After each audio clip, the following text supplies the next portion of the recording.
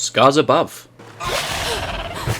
Sense of remnant from the ashes, tonally a little bit like the underrated Chorus, and almost absolutely nothing like Returnal, despite being a third-person shooter on an alien planet where civilization has been wiped out, to be explored by a woman who dies over and over again whilst trying to solve otherworldly mysteries. Are those mysteries worth solving, or should they be left untouched like all uninhabited planets in the history of sci-fi? Let's find out. Developed by Metahedron Games, and thanks to the publisher Prime Matter for the review copy of the game, massively appreciated.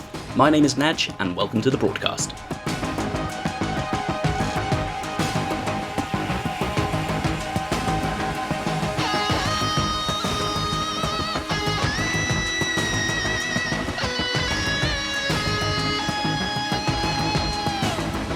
Kate Ward and her three co-worker buddies, Robinson, Tamara and Mike, form the SCARS team, Sentient Contact Assessment and Response Team, who take on the life-changing mission of investigating a mysterious floating pyramid called the Metahedron, a monolithic alien structure that has appeared out of nowhere near Earth. Is it a threat? Is it a friend? A god? A lost race looking for directions to the nearest space deli? Nobody knows, so naturally, a small ship with our four characters is sent to make contact. Red flag number one. A blind man can see from a mile away that this is a bad idea. But most of the time, bad ideas lead to exciting times, and Scarsabove is not bad at all. I mean, it's not entirely great either, mind you, but considering Metahedron Games has only ever made point-and-click adventures prior to this, it certainly has its moments. It does fall short of its big promotional promise of being a challenging Souls-like sci-fi shooter, almost devoid of anything from its vocal inspirations, but somehow actually rises above some of its downfalls by being a pretty enjoyable old-school third-person shooter with some cool ideas, even if it's ultimately a forgettable one due to bland and janky design. A big bold attempt at a smart sci-fi story, one that is pretty interesting as it plays around with themes of evolution, the mysteries of the universe and mankind itself, with storylines prodding at secrets of the genetic code, and one where anything is possible. Nanomachines. The story concept is only as good as its writing and characters, both of which are fine and actually improve as the game progresses, but it lacks any real depth for the topics at hand. Sloppy in places, idiotic character decisions that set up the entire plot do contradict the glaring attempt at writing a thought-provoking sci-fi storyline. The Metahedron appears near Earth, where three scientists and an Air Force pilot take a small, undefended ship to see what's up. No substantial firepower, no backup, no support from HQ, just four people who have been preparing for this mission for mere months. It's like putting your finger in a live plug socket and being shocked, both physically and emotionally. The opening does its job, giving as much exposition as possible to build up these relationships in the short time we have with the characters before they are cut off from one another and we are transported into a bug hunt on a hostile alien planet. Revelations are delivered at a good pace and no convoluted mess. It is quite a simple plot poking at bigger than life themes, and I enjoyed it. It told a solid story, and the game's ending is something I also enjoyed. It was surprisingly uplifting that left just enough intrigue for a sequel whilst offering closure for this part of the story. Even if some of the dialogue itself is like it was written by an alien who's trying to understand human emotion by only watching reality TV shows. This is really strange.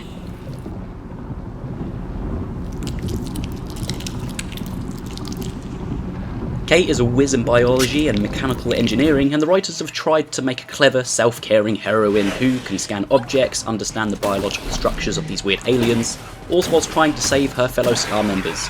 But I found she was quite hard to relate to. Her dialogue delivery just doesn't have much emotion to it, and she is always smiling with this weird kind of look on her face like she's just arrived on her first ever all-inclusive off-planet holiday. The supporting cast, however, is where I found more interest. The voice acting is pretty good, and although not much screen time, I had more investment in them with the snippets we got. Therefore, the story around Kate and the impacts of that was more engaging than Kate as a character herself. But what is Kate up to on this planet? Awakening in a daze, we explore the planet's four different areas: a swamp, snowy mountains, lush greenlands, and inside the impressive alien architecture.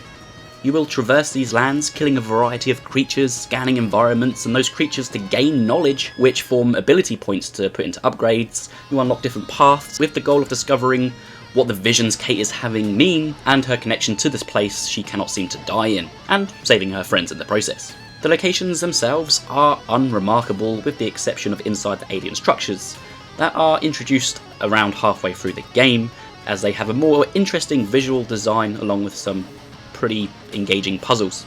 All other areas visually though are just drab, colourless and bland. Some have beautiful backdrops in the distance, but as for what is right in front of you, not so much. There are some branching paths to loop back around, save you running the long way around should you meet your demise, but most of the time you will just be pushing forward through this world.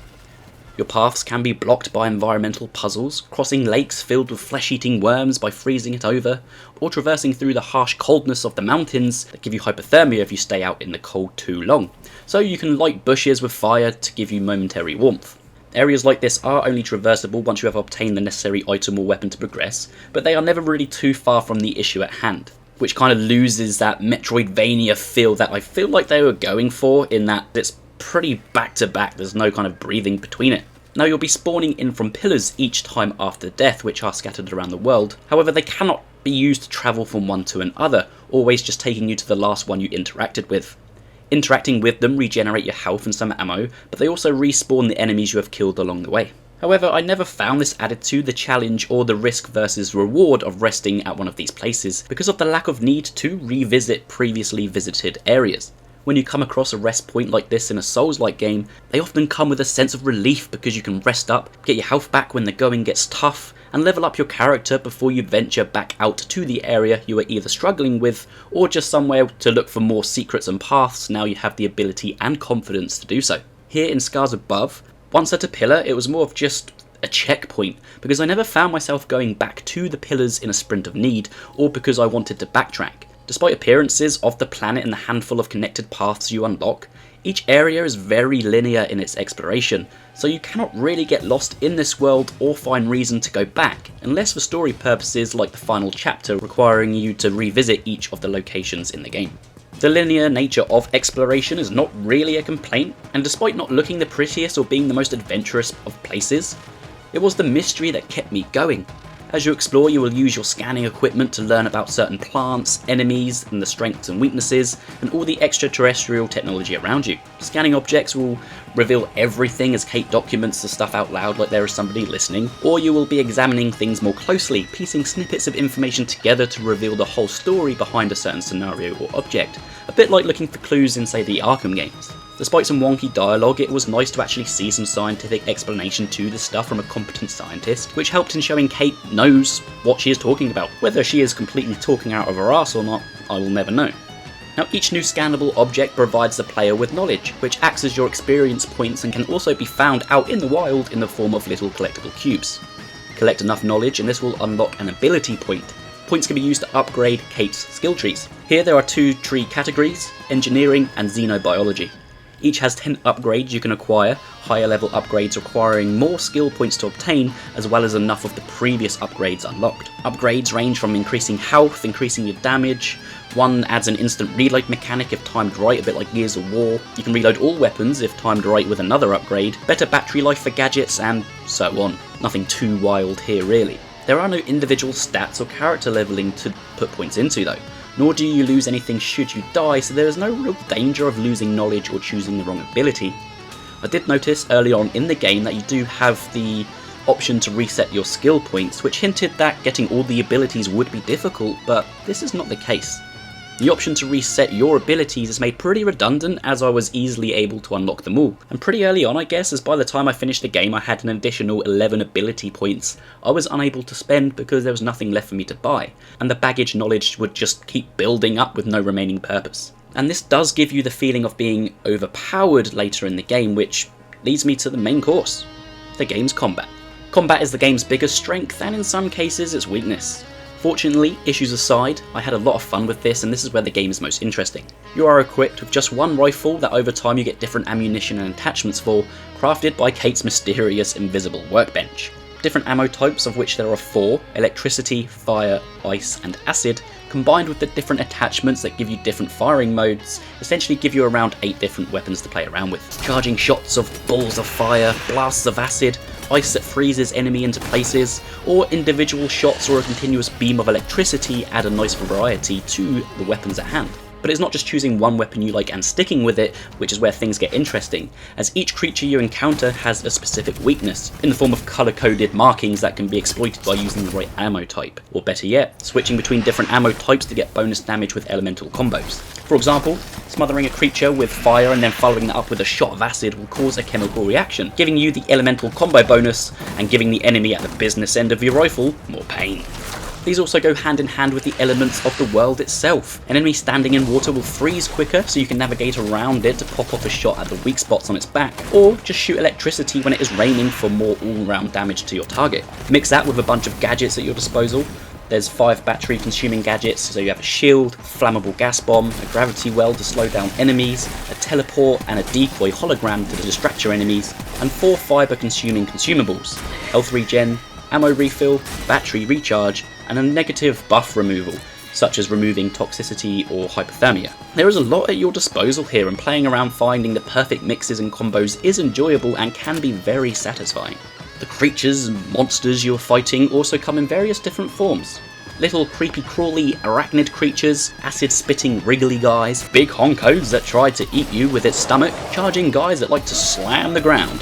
Clearly from my descriptions I am not a biologist myself, but what I do know is there is enough enemy variety in the game, new things being added in a consistent pace to keep things interesting. However, each enemy becomes predictable and easy to overcome due to both the lack of variety in their attacks and poor AI, losing their threat just as quick as they put you in the ground the first time you encounter them. There were moments where instead of the big guys charging me, they would just sit and stare at me like they were on their knees accepting their fate on a firing line. Or if they weren't, the limited number of attacks are quick to learn so you can easily maneuver around them.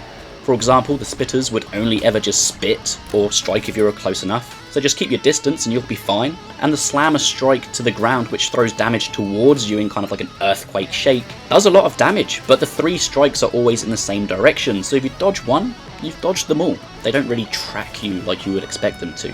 And to add to kind of the ease of that, I never once ran out of ammo or resources due to the excessive offering. Ammo for each of the 4 elements are obtained through different plants that seem to grow even where the sun doesn't shine, or dropped by slaughtered creatures. I would often reach max ammo capacity even after battle from the enemy drops and surrounding plants, and even in boss battle arenas there are multiple ammo refill stations that can be used as often as you like, just after a short recharge time. I would have liked to see more resource management in this, something that I assume would be essential, awaking on a planet in the middle of Lost and Buggered. This makes the game very easy once in the groove and your character overpowered, even when ramping up that difficulty to the highest option. But difficulty doesn't define a game's quality, contrary to popular belief, and the feeling of being overpowered I found to be fun in a wave of games that think the harder they are, the better they are. This is definitely enjoyable with the different types of ammo, performing elemental combos, freezing enemies to the ground and learning their weak spots for maximum damage, and there are small pockets of thinking outside the box when there are multiple different enemies coming from all over the place. So you can use the gravity well to slow the bigger boys down whilst you take out the minions with the other tools at your disposal. And there are a handful of boss battles in the game, some like the fights against your regular goons. These are also enjoyable. A puzzle in themselves is how to defeat them, giving satisfying fights, and they too can easily be overcome once understood. I did struggle with a couple of them, to be honest. The first boss killed me a few times, and my favourite fight, the Construct, was enjoyable, having to learn how to defeat that by cracking the ice beneath it to stop it in its tracks to reveal its weak points. But getting it on the ice to be able to do that seemed like it was kind of just luck and there was no real way of baiting it out. The only boss I didn't feel like it lived up to the expectations was the final boss, basically being an armoured version of a reoccurring enemy, which was very disappointing as the game builds the main antagonist to be this massive threat, but he never really comes to fruition from a gameplay perspective. There is melee combat in the game, and I'll kind of just leave that there, because after about 5 minutes of getting a gun I stopped using it, because the enemy designs are just not built for melee combat, and it's kind of just you hit, they hit, you hit, they hit. It's just in there for the sake of it. Overall though, the combat is very forgiving in nature, but fun when it works, and I enjoyed the simplicity of it, yet still being something more than just point and shoot in its design. The 4-legged kind were not the only bugs I encountered on my journey though, which did taint the enjoyment occasionally. Moving just feels janky, primarily when rolling. Every time I rolled it seems it would just skip a few frames and the character jolting mid-air, which just made it feel really clunky. Most annoyingly, I would get stuck on a pixel of a rock. I would pick up a resource from the ground and Kate would clip the remaining carcass or whatever the remains are and get permanently stuck, running on an invisible treadmill.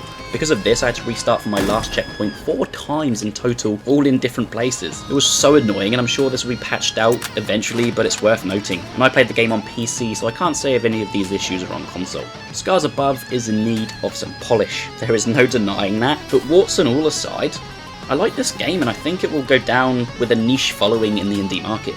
Everything I enjoyed does come with a small caveat. A decent story with some wonky dialogue. Good gunplay with some questionable AI, with a satisfying learning curve that does become a little bit too easy. But by the end of my 9-hour journey through the game's 6 chapters, I was ultimately pleased. And 9 hours may not seem long, and it's not, it's over pretty quick. I managed to do it in 2 sittings, but for this style of game and what was on offer, I feel like that was enough without it becoming tiresome. Whether you'll enjoy Scars Above really does depend on what you are looking for in this game, or what you expect. Being advertised as a challenging sci-fi shooter in the Souls-like genre is like being sold a bike in the middle of a 100-mile road to find there is no air in the tyres. That's going to be a bumpy road for those who feel that is mis-selling it slightly, and I feel this expectation may impact some people's enjoyment and the overall response to this game, and it's kind of a real shame. But if you can look beyond this expectation, what you'll find is a mostly competent shooter adventure with a decent story, solid combat, and an interesting first entry into a potential franchise with promise if those issues are ironed out the next time. Thanks again to Prime Matter for the review code, and thank you for tuning in. I hope you enjoyed the video. Let me know in the comments if you'll be checking this game out, or maybe you already have. Subscribe to the channel guys, more videos coming out soon, would love for you to check them out. Until then, take it easy, and see you on the next one. Bye bye.